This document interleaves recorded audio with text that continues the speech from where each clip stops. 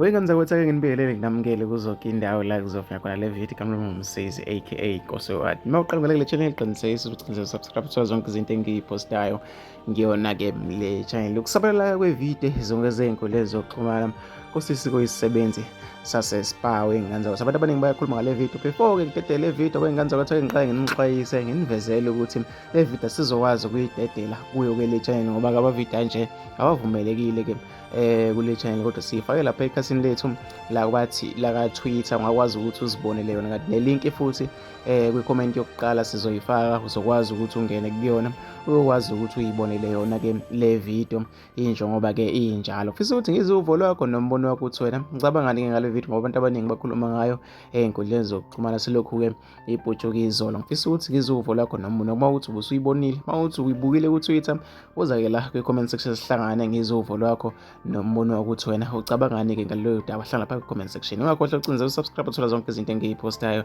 ngiyona-ke le channel.